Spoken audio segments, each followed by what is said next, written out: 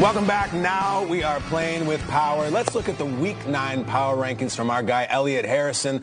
They're fresh in, and we're going to break them down with him in a minute. But first, let's evaluate. Let's look at the Chris Kirkpatrick division.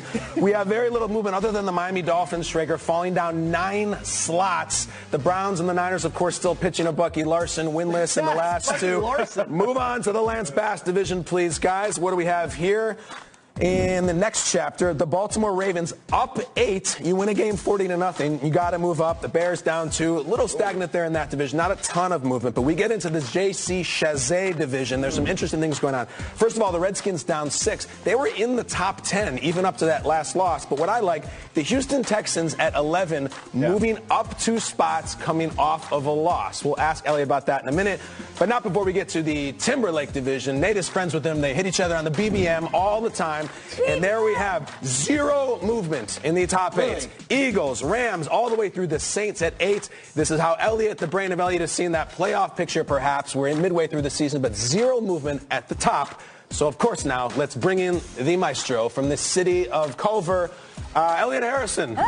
Oh, there he is. I knew we would find him eventually. What's up, Elliot, there in the Will Selva seat? I have a request. Please do. I have a request. I'd like the Ken O'Brien division next week. Oh, we have that? I love a Ken O'Brien. I'd love to see a jersey on the street right there, 57th Street. Great player, great reference. Yes. But we got business here, Elliot. We got to talk. We always have to nitpick and do our thing. The Houston Texans are very interesting because they did lose the game. They lost to a better team, on and on and on. But Deshaun put on such a show. How did you come out on them, and why did you move them up 2 slots? Well, I think right now the Texans would give any team they play problems, and I think you've seen that. They went up to New England. They narrowly lost a game. You've seen how the Patriots' defense has improved. You know what Seattle's defense is capable of. They're a brand. And Deshaun Watson had over 4 bills passing, 4 touchdowns, and 67 yards on the ground.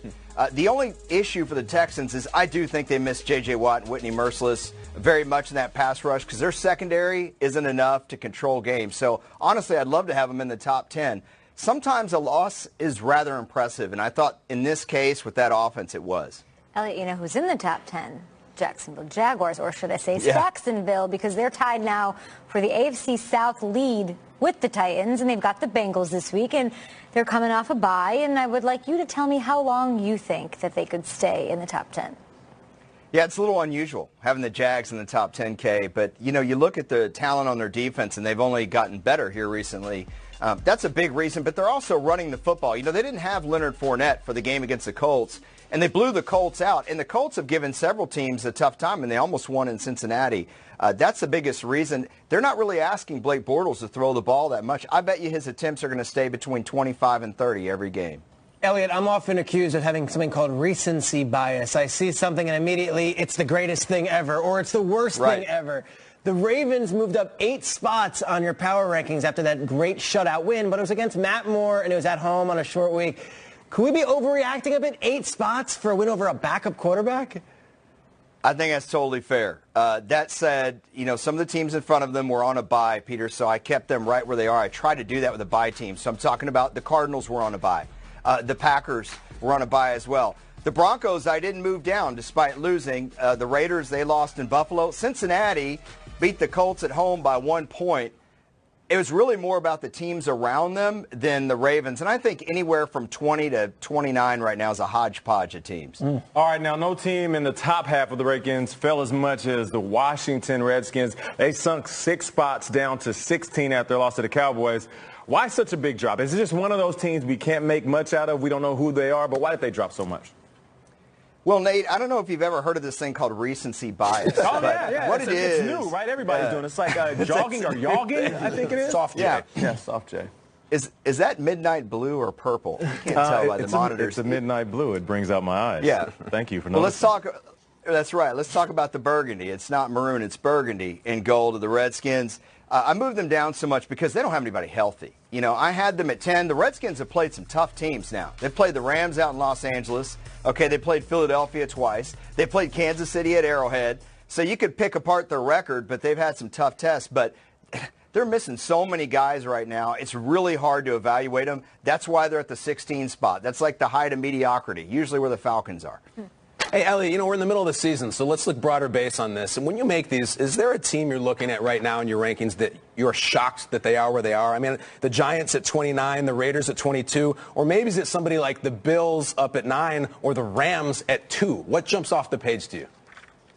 Well, I'm going to answer that in two ways. For me, the Raiders at 22. I know a lot of people predicted good things for the Giants. I did too, but I also thought they could plummet easily as well because they're so Odell-centric. Whereas the Raiders, I'm surprised by this a lot. At 22, they haven't gotten the ball to Amari Cooper when they have. He's dropped a lot of passes. Marshawn Lynch signing has really been much ado about nothing to this point.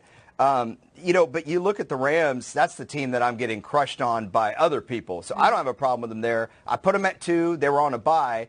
And to Peter's point about recency bias, you don't see the Rams play and have a big win, and you see the Steelers win, and the Patriots win, and the Seahawks win, and the Saints, and the Vikings. You want them all to move up and pass the Rams. But why should I punish a team for getting healthier? It just doesn't make sense. Now, Elliot, speaking of recency bias, the trades just went down. Now, how do you resist the urge to want to try to move teams upwards when they add pieces? You look at Philly, they got Jay Ajayi. You look at the Bills, they got Kelvin Benjamin. Moving forward the next week, they get wins. Does that just boost them up the charts? Well, here's what happened. So I finished doing this at about 3 in the morning. I put the Two Towers on. Nate, I know you've never seen that movie. And, I'm sitting there, and then I get something from my editor that's like, dude, you got to change the 49ers. Dude, you got to change the Cowboys. Dude, you got to change.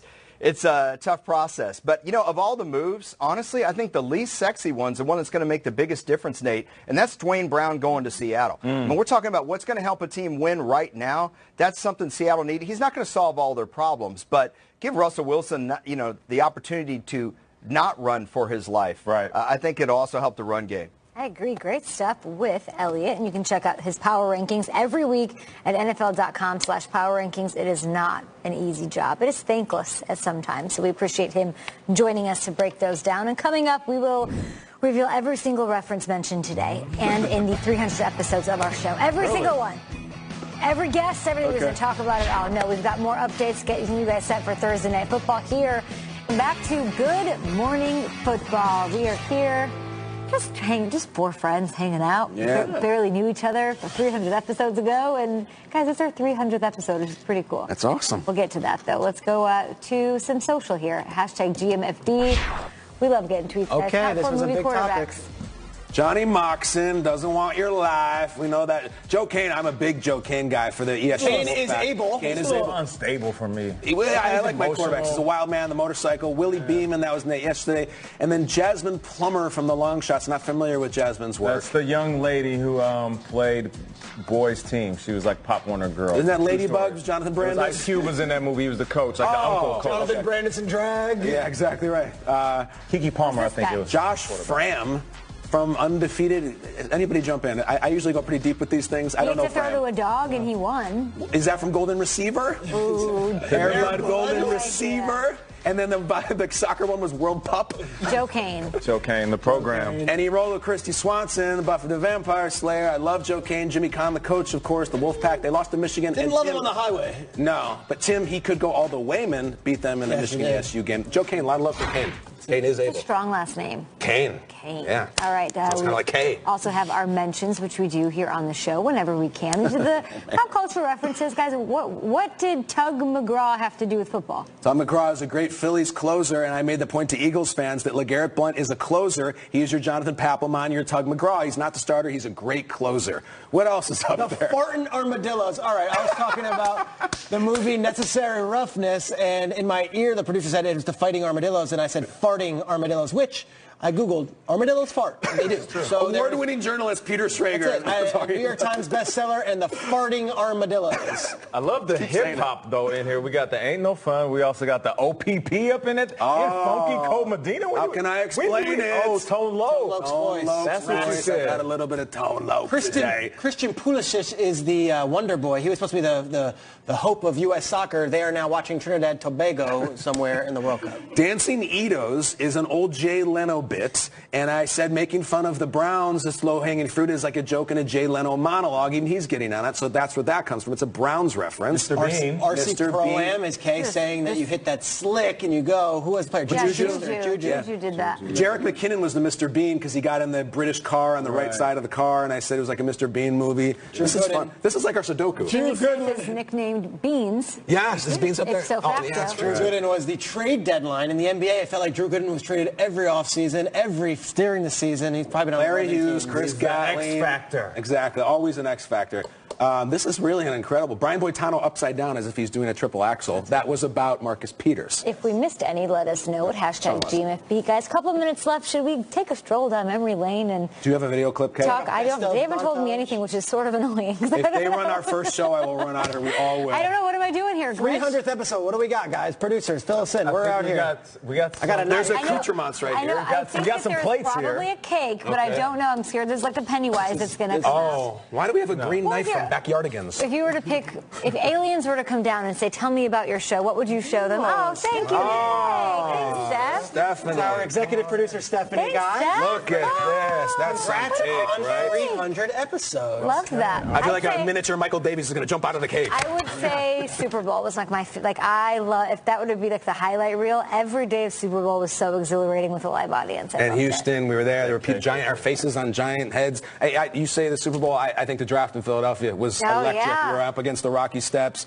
No one knew it was going to happen. It felt like we were really part of something massive. Peter, not that we've had bad moments here in studio and so many great guests, and we're even just like on remote, Brett Favre coming in. What I love about our show is that I feel like show a different side of characters in the NFL. Yeah, and I love when the Pro Football Hall of Famers come into our breakfast table, and they come. I loved when Marshall Faulk was on the show. I know Faulk does all the stuff in L.A., and he's on an amazing show on Sundays, but when he was on our show, it just felt really cool, and it was like, all right, we're being accepted by Marshall, and Marshall was really fun. Yeah, there's so many great shows on the NFL Network, but our show in particular, it's been well received by the players, and being a guy that was in pads recently, I love the fact that there's almost a home or a destination that these players can look to and say, I identify with that show, they're cool, they make football fun in the mornings, and even when it's time to break down the X's and O's, get serious, be critical of what's going on the field, we do that just as well as anybody else. It's a great point, and I'm not going to continue patting ourselves on the back here, but I think this show, when we first were casted on it, a lot of people in the media were saying, we're having a good time, and I'll tell you what, I go into these buildings on Thursdays and Fridays, and the games are on, obviously, but also the show is on, and our words matter, and I appreciate the opportunity to everyone at the NFL Network and Embassy Row and all the guys who put us on air, because I haven't had a better 300 times doing anything.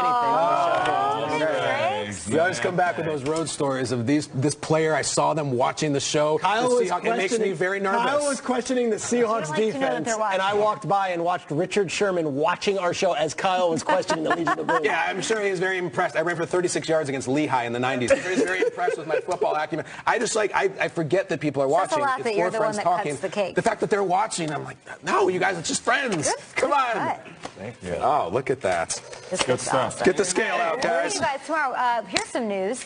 The four of us, your friends of the show, are going to be in the Meadowlands tomorrow for Thursday Night Football as part of the pregame coverage, which is amazing. So we're going to get you guys totally set for Bills and Jets tomorrow. We're still on Thursday morning, though. Oh, yes, and Friday. Double duty. We'll be living our best night life tomorrow night, right? As the